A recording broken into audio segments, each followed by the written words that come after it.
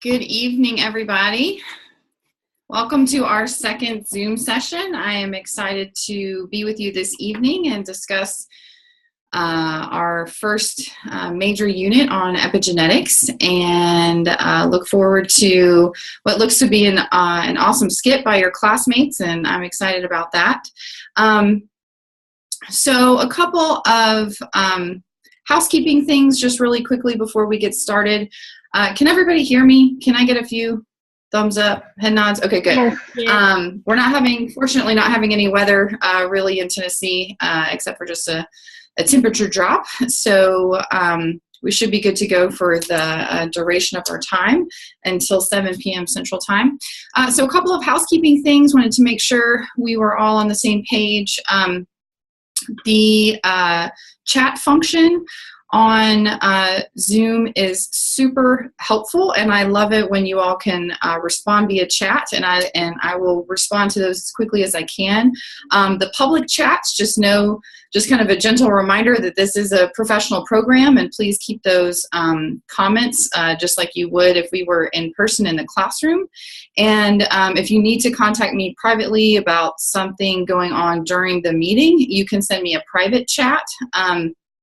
I think most of you probably know how to do that thus far. I've gotten some of those. Or if you need to chat with me outside of class tonight, just please email me. That's the fastest way to get in touch with me. So we will be covering, we basically have an hour on a formal class this evening, and then we'll have, as usual, the 30 minutes of our kind of my informal office hours where I will stop recording, and you all can ask any questions you may have, or sit and listen, or if there's no questions, that's fine. We can jump off, but I will be on there after class for that piece. So we will do a little bit of lecture, not much. I like to limit our lecture since you have some recorded lectures for these units. But we'll go over a few things, and then have mostly discussion for about 30 minutes, and then the remainder of the time will be led by our fearless Group 1, who, because of all of the student drops and stuff, wound up with 2, so I'm very impressed with that. Y'all kept that going and are looking forward to that. So I think that's it for my just general announcements. Are there any questions about anything before we get started? I know there's definitely been a little bit of confusion around, when to use the collaborations documents versus the discussion board, but I think I've posted the answers to that on the announcements page. And if you have not been able to access your Google document, please make sure that you contact the OIT help desk, and make sure that your settings reflect your existing Google account, or they can walk you through how to connect your UTK account to that Google Doc. So it shouldn't require any kind of permissions directly from me. You should be able to do all of that in Canvas. But again, if you run into any issues, please let me know. Also, just wanted to give a shout out of compassion to all of our students that are struggling to get online tonight. I know we have a lot of folks in Alabama and Georgia. I'm not sure if we have anybody in Florida, but I know it's been an absolutely devastating last few days for the southeast of the United States, as well as Harvey before that. And so thank you if you were able to join. If not, you can watch this recording afterwards, and please stay safe. All right, so let's go ahead and get started. Let me just check the chat.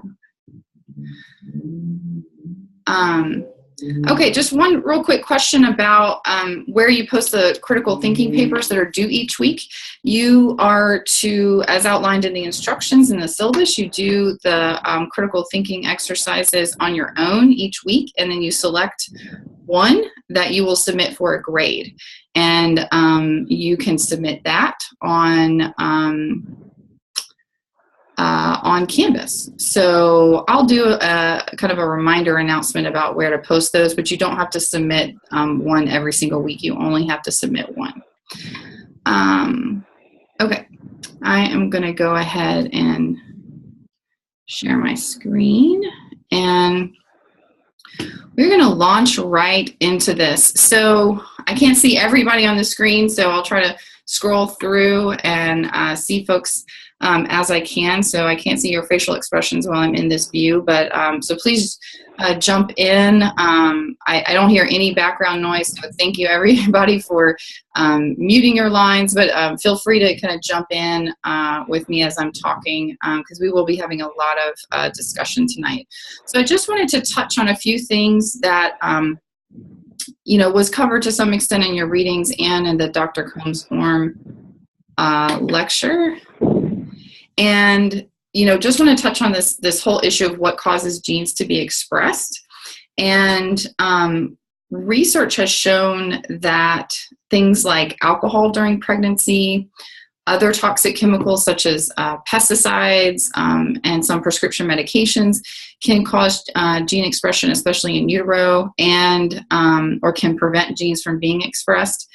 And stress hormones may affect methylation and histone processes to change how genes are expressed. And this is a very critical piece. All of these are really relevant, but stress, especially as you will see in a couple weeks when we cover unit, I think it's 5 on stress and trauma and hormones, it's absolutely relevant to pretty much every aspect of social work because stress is so critical for understanding why humans do what they do and understanding human behavior. So just keep this stress piece in mind moving forward. And if you remember the research on the high licking and low licking pups that I know Dr. Combs-Orm talked about, it was also on the Ghosts in Your Genes documentary, which I hope you all got a lot out of. But, understanding how the external environment can impact an individual's stress, and then how that can essentially get kind of imprinted on your DNA and then be passed heritably through generations is a really, it's pretty profound. It's something that every time I cover this information with you all, I am challenged to really wrap my head around it, around the implications that we have. And so that's what I wanted to focus on specifically tonight, are hearing from you all about how you see this content really showing up in the field of social work. So I'm going to skip over this one and jump right into the susceptibility, the time frame that we know that individuals are more or less susceptible to epigenetic changes. And Dr. Journal's research out of Duke University, again, you saw him on the Ghosts in Your Genes documentary. His research has helped us understand that early stage of embryonic stem cell development, so just kind of, ground zero, the genesis of life, that's a really critical time for epigenetic changes. It's really susceptibility to those changes. So environment is key. And you're talking about, early stage stem cell development. That's really when all those cells are going to start differentiating after that. And the womb is the fetus's environment. So everything that mom is ingesting, whatever stress or toxins or healthy behaviors or healthy nutrition that, supplements, things like folic acid, all of those things that are going to contribute to the environment inside that womb are absolutely critical and really help to promote or inhibit healthy growth and development. Early childhood is also a stage that we are really susceptible to epigenetic changes. A lot of that has to do, as you can imagine, with the intense rate of growth that our little kids, children are experiencing. Our brain triples in size. We'll kind of dive into more detail on brain development next week. But these stages also mirror, but not necessarily the first one, but early childhood and puberty both really mirror the susceptibility of changes in the brain as well. So puberty is the last period that we consider to be really susceptible to epigenetic changes. And a lot of those changes, once established, those effects can remain throughout life and can be passed on to future generations, which is, means that they're heritable. So what we do in this lifetime, if we decide to procreate, to reproduce, that those changes that we make as individuals are going to affect the next generation and the next generation and the next generation. So all of this becomes really relevant, I believe, to the field of social work. Fetal programming is one of the ways that those epigenetic changes are kind of become manifest, in the real world.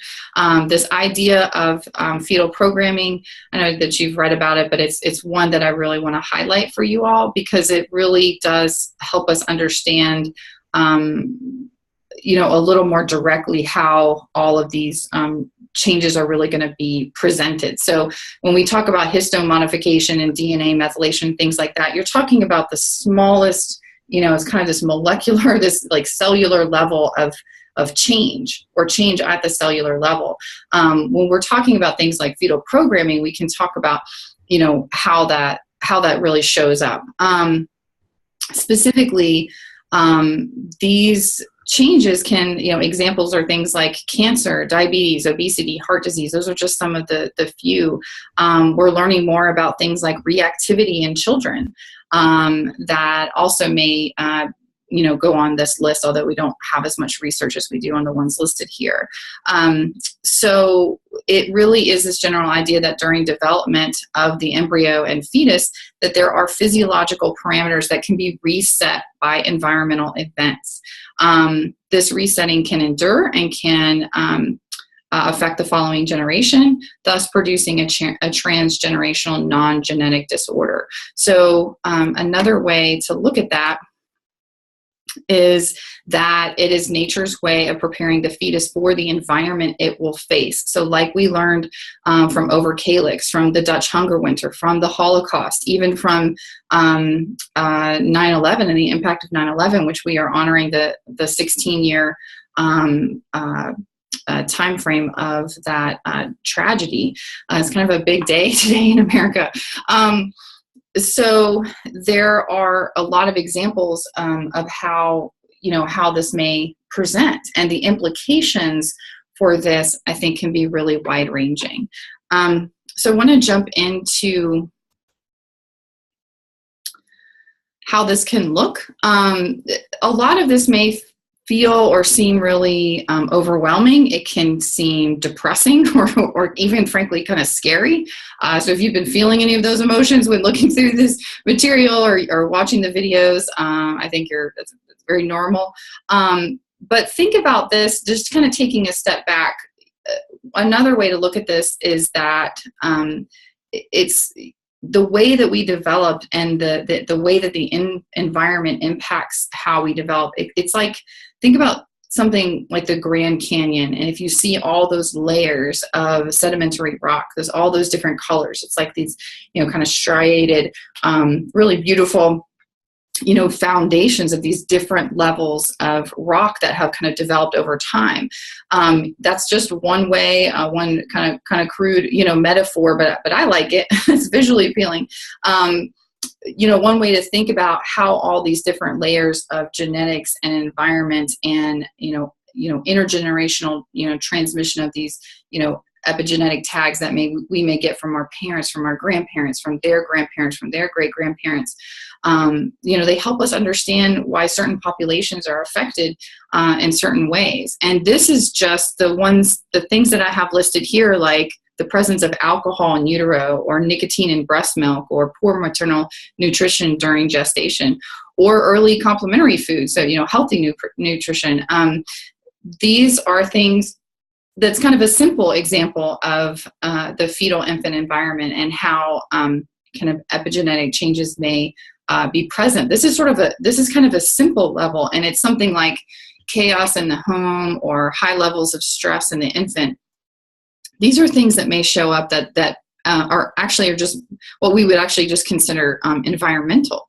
But if you take a step further and think about, the effects of epigenesis that may show up, we can see things like a mother's, poor nutrition when that mom was a fetus, grandmother smoking during pregnancy, natural disasters like we're seeing, generations of oppression and deprivation. Think about, there's an article about Native Americans that I posted in the extra cool stuff module that kind of articulates this. Like I mentioned, Holocaust survivors. Think about the impacts of slavery. There are wide-ranging impacts for this information. So one of the things that we are looking at in the field, and this is just a comment about, they talked about in the Ghosts in Their Genes video how they said it's really paramount. We mapped the human genome. It's really important that we are now able to map the epigenome. And my challenge to you is that I am excited and curious and really want to hear from you all about how, now that you've kind of had a chance to spend a couple weeks really digesting this information, watching all the lectures, reading the articles, I want to hear how you see this showing up. We know that they are going to map the epigenome. It's a massive effort. And I am curious what you think about the ethical implications for this level of epigenetic research. The variables kind of, blow my mind. I can't really, I personally struggle with understanding how you could even map the epigenome. I mean, it's so vast. It's different. If you look at the differences even between identical twins, let alone everyone, it really does sort of boggle the mind. And I'm curious, what you think about this potential slippery slope towards eugenics.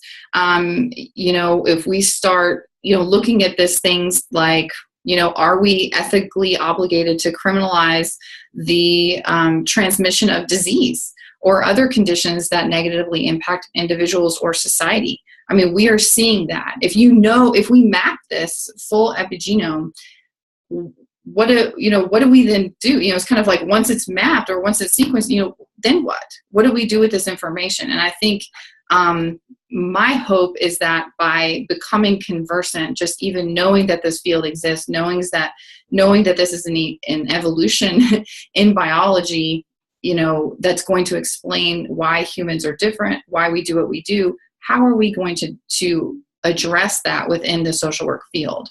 So essentially, what are those ethical considerations for adapting this research into the practice of health and human service fields, which the vast majority of you all will be in some type of health and human service field at the micro level as a clinician, developing policy at the state or federal level, and everywhere in between. So my questions to you all are, based on the context of the CTE that you all wrote about, what are some interventions that you all would see as being kind of relevant and related to what would you kind of, how would you address some of those pieces, and how would you address the relevant pieces at these different levels, like environmental or even community levels, physiological level, parental and family level? So what are some different interventions? Most social workers will work in some level of intervention. You're intervening with a client, you're intervening with an organization, you're intervening with a community.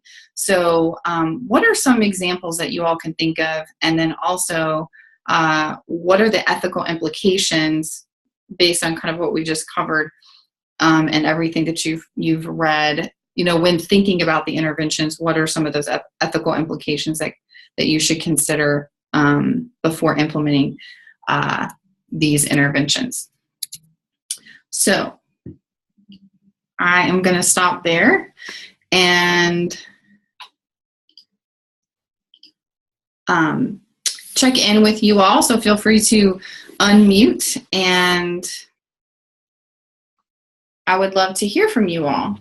I know that was a lot. I kind of threw a lot at you. I'm trying to go through this pretty quickly, but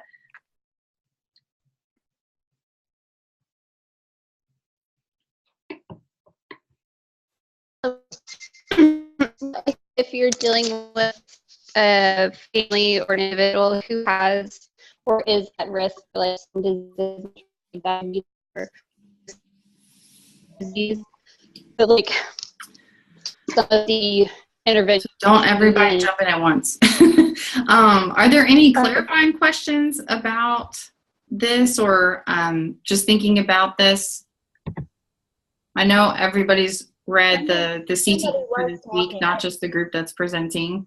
That's part of your weekly responsibilities.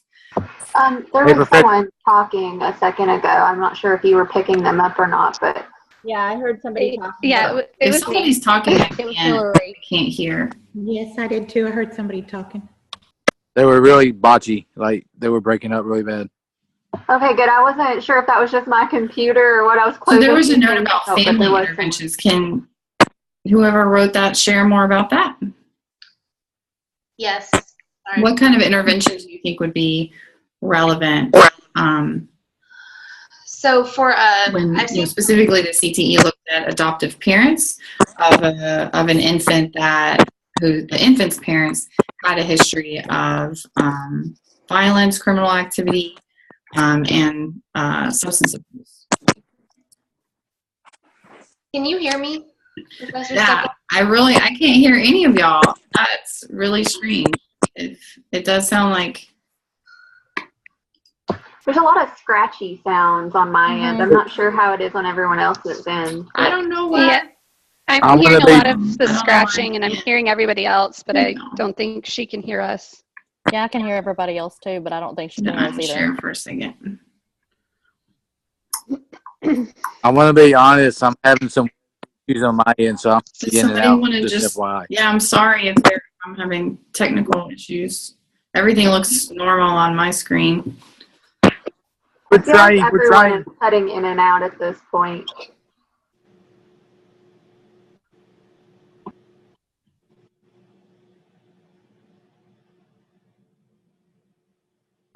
Okay. Thank you, Courtney. I agree. Classes on mental wellness for new parents. Hey, Courtney, since you just posted that, can you try to talk? Because I can't hear any of it. So I've seen a program.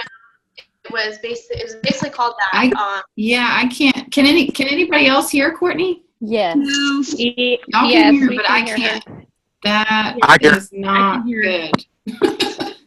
Oh no. I can hear. Y'all can hear me. Okay. Y'all can hear me. Mm-hmm. Can you hear? Yes, we can hear you. Okay. I can hear, but for some reason I can't type into it. Can't hear.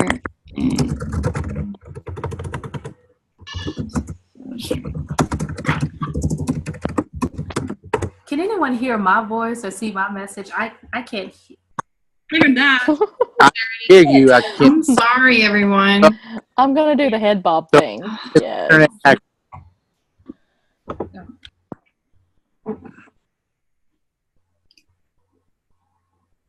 I'm gonna do video too, so you can see me. I hear you just fine. Wow. I'm trying to type answers in here, but I can't. Maybe we can do the search.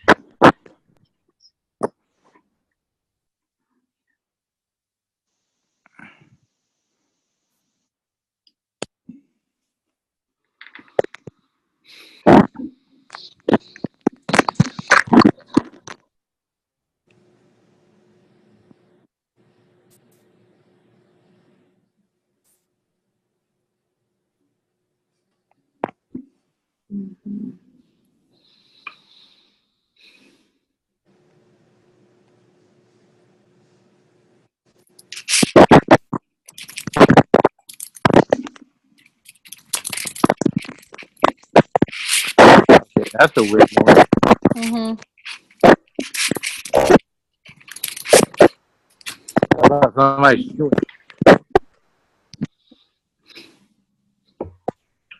Can you hear me? I heard you. Okay. I can't type in there, or else I would just type.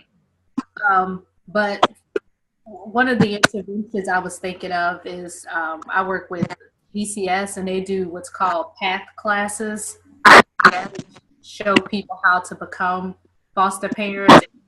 It's over different weeks, and it talks about PATH classes. It's a PATH. That's what it's called for Tennessee DCS, and they talk about different issues they might have with the foster child. I think part of it is not only teaching them about how to be a parent, but also reassuring them. And that's what I was thinking about with the CTE, kind of letting them know on the front end that there might be issues due to the genetics and epigenetics, but also letting them know that the environment plays a big part in how the child could turn out. I really like that, Britton. I worked with a children's home in Texas for a while, and they did things like that. I don't remember exactly the name of it, but it was. I'm going to try to jump off and jump back on and hope that helps my audio with you all. So I'll keep talking.